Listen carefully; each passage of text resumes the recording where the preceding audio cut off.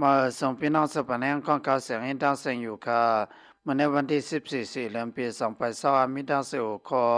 พังไปซ่อนน้ำเดือนนาของสิสมันเอาหื้อมินกับไปหมักสนปืนดีเมื่อวันที่13เดือนปี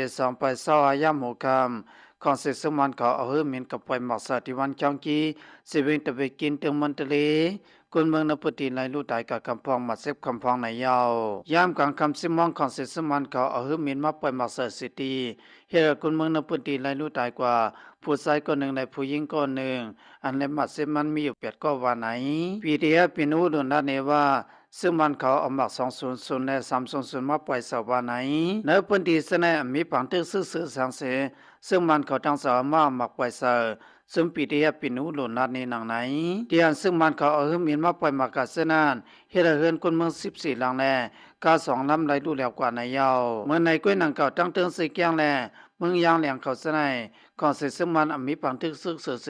สร้างสายกับปุณาซึกหลอดตึกเอาหื้อมีนในตับตะลนพระเสมตับสองเขาสนายกับปล่อยอยู่ยาววันที่14เดือนปี2020ย่ำกลางในเส้นมองของในเก็บเป็นมองนานซึ่งมันเขาเอาหื้อมีนในตับตะลนเขาพระเสมตับสองสนายกับปล่อยมาใส่เนื้อเตืองสีเกียงในเมืองยางเหลียงที่วันมุกท้อจะมินขันเขาสนายอยู่ยาวซึ่งมันเขาเอาหื้อมีนมาปล่อยมากาตาแปดกันควรเส้นกับขึ้นกันขึ้นจ้องลองหมอกสนั่นก็คำพองก็เลยไปมาไปเมียบปาดังเสาสร้างเขาแทงลูกก่อนวันไหน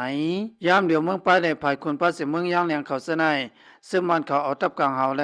พระเสมตับตัวร้อนตับซองเขาเสนายปีนอยู่ในกลางเฮาอยู่ยาวคนเมืองนปืนดีเขาก็อ่อนกันไปพี่พ้องสร้างจากในวันไหนดังกุมหมากล่างหนองมีไม้ถูกซึ่งมันเขามีนกับปล่อยหมักใส่อยู่เหมือนกันวันที่14เดือนปี2020ย่ำกลางใน11โมงไป48มื้อนี้ซึ่งมันเขามีนกับปล่อยหมักใส่ที่วันกุมหมากล่างสิเวงหนองหายาถึงสิเกียงสองลูกในยาวเตียนซึ่งมันเขาปล่อยหมักใส่นั้นตึมเตือเกียงหมุนเสาและเกียงทรงซ้อมเฮ็ดอะไรรู้แล้วกว่าควรเตรียมในมัดเสียบสองซ้อมวันไหนพ้องปล่อยซ้อนนำเดือนนาในคนเมืองในทุพีอินสันเซียมกาในปลายป้าเพชรสุกเพชรเสือเทียงลูกกวนมีน้องหลายแต่อ่อนหูปนเสียปล่อยสังจาทีในปีโตอยู่ยาวว่าอินสันยาวเตียงไหลเมืองอ่ำย่ำหาอ่านคนเมืองในพื้นที่ไหลอ่อนกันทุพีกุยกับมีน้องหลายแต่อ่อนหูปนเสียปล่อยสังจานที่ในปีโตขึ้นอื้ออยู่ยาววันที่13เดือนปี2020วันสังจันทร์ตกมีน้องหลายและพระตั้งแก่มันอ่อนกันคำวันทับเสเปิดปล่อยสังจันทร์ปันคนตีนิปีเตาอยู่ยาวมีน้องหลายอ่อนหูคนเมืองเสียปล่อยสนับตีนิปีเตาเกี่ยวกับรองกาเลยรองห้องกำสนานญาติประวัติคนเมืองทพีเองสนายแลอีลูเขาเสอำไลเสป้าในเสเฮ็ดกว่าเย็นอยู่ยาวมีน้องหลายและเกี่ยมันอ่อนกันตาสนคาเสคำมันปองปล่อยเฮ็ดปันมนจ่อสำนักพิงทุงเขานั้นมีว่าไหนตอนดาติสเรปล่อยสนำเดนาตินิปีโตในเมื่อตั้งหางเฮียนไว้ติว่าญาติประวัติคนเมืองทพีเองสันเสสั่งใดกึดลือกับคำพองตอนดาติพบหวังขึ้นในพื้นที่เสนก็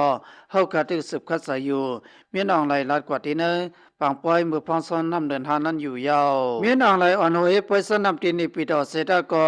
ญาติประวัติเฮือนเขาสนั้นกลล้มลงเฮ็ดให้คนเหตุการณ์เขาตั้งนำตั้งหลายไหลลู่ตายกว่าเนสนั้นไปซอยออกมาไหลตั้งหมดแลเฮ็ดให้ไอเมียนสนานไหลตู่ขึ้นมาอยู่ยาวนางเพิ่นได้ซอยแถมเลยดองลู่เหลียวกว่าสนานเขาสั่งไหลเปิดสมบัติรับลูกคำอยู่ยาวซึ่งมันก็เปิ้นเป่าลาดว่าย้อนพี่อินสันเสกวนเส้นไหลลู่ตายกว่า3โหปะ89ก็กวนเส้นไหลตั้งมาเซมหายไปเศร้าก็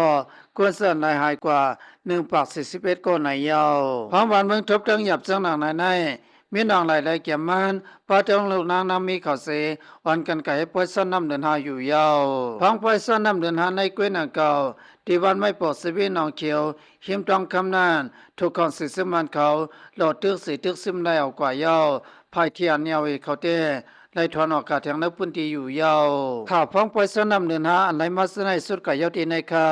พี่น้องเสื้อส่งทำของเงากระด้างเสียงให้เลยมีตัวเสือส่งผลกระเย็นเสื้อสาลอดเพกันเสกันอย่าไปลืมติดตามของข่าวเสียงยินเสกัมคามาส่งตั้งเสียงค่ะ